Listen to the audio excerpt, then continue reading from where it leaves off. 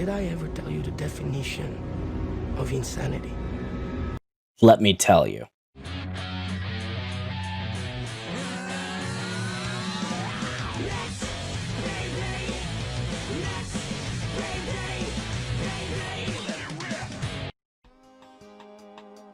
Mishka, why are you so sad?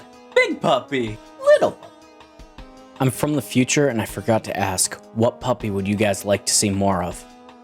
Today, I wanted to talk about another game I grew up with, Beyblade.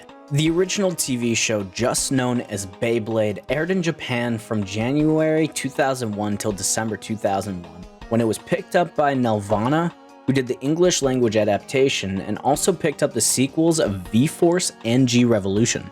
Going by the English adaptation, Tyson Granger was the main character of Beyblade during its initial airing, living with his grandpa, the total dude bro. Come on, little dude, get your head into what you're doing, capiche? Now get down and boogie! He doesn't take part in the game, I just really wanted to share grandpa. From there, we're quickly introduced to the rest of the team, starting with Kenny, also known as Chief, who grew up with Tyson. Kai, the anti-hero. Then during the first official tournament, we run into Max and Ray. Ready, set, let it rip! An actual Beyblade was just a spinning top that went at lethal speeds with really cool designs. Oh man, Beyblades are so cool! Is this your first time seeing them? Yeah!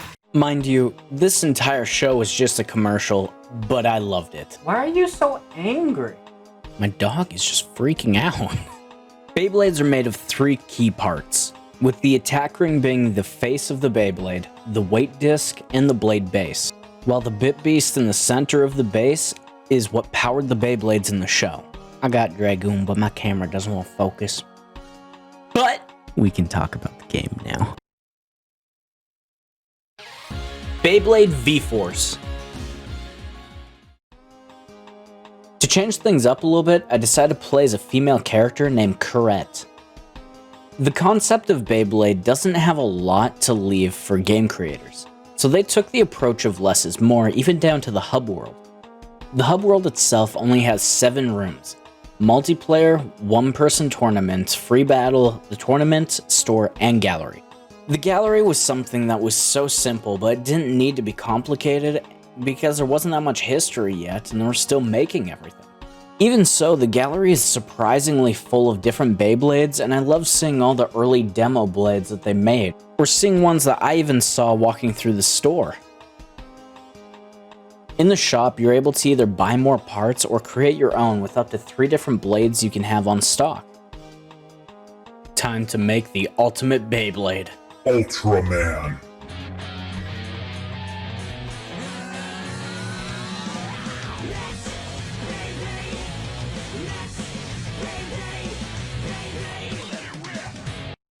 After sorting through 272 parts in 15 minutes of my time, Ultraman is ready.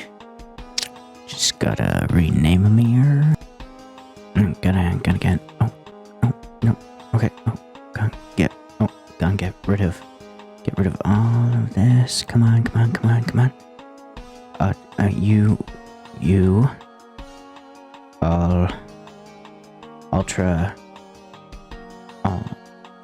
Ultraman! With a quick skedaddle over to multiplayer, it's time to actually look at the gameplay.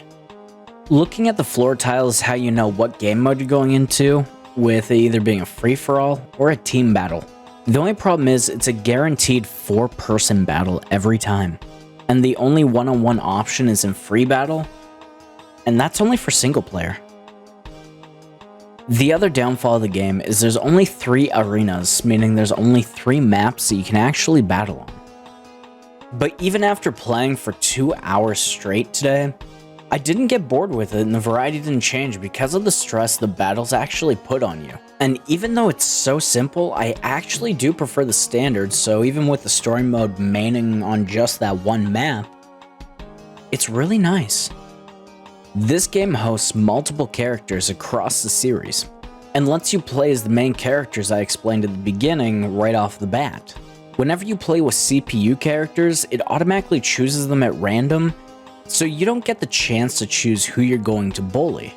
as well as the AI already has a preset difficulty, so give it all you got. I'm going to show you guys what the Battle Royale actually looks like with 4 players, and after we see that for a minute, I'm going to actually take you through the gameplay itself with a one-on-one versus Max. I forgot to mention it. The whole game is dubbed over, so there's not a lot of reading you actually have to do. Even during battles, you have the narrator going off like it's Pokemon Stadium, and it's amazing. Beybladers, have you finished your final adjustment? 3, 2, 1. Let it rip! Yeah!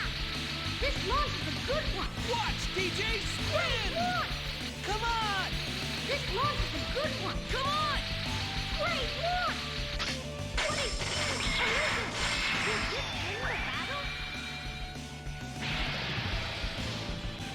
Drasil! Are you serious, Max? Your Bibby's already?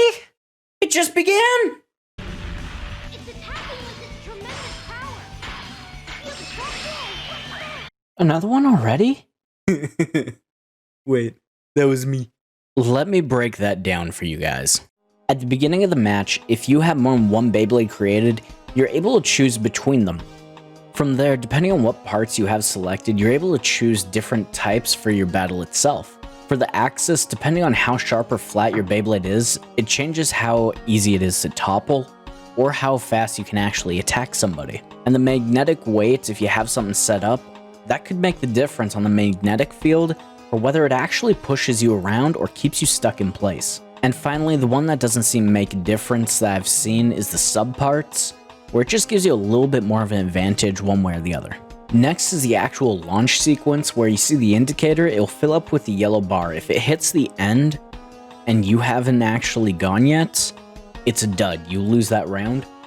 Or if you get in the red, you can go past your maximum spin speed.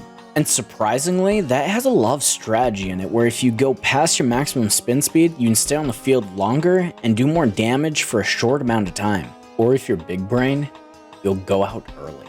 This arena is chaotic because it has barriers stopping you from being hit out, and the red center, how it spins, will either push your Beyblade forward or stop it in its tracks. So this arena being the final battle is serious because it's the only one that's all about survival.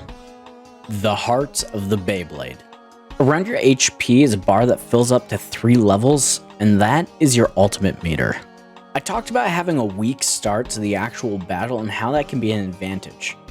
See, if you get knocked down and you stop spinning, they only get a quarter point and you need 4 points to actually win a match. And if you have even 1 level at your ultimate bar full, you're able to do an ultimate launch.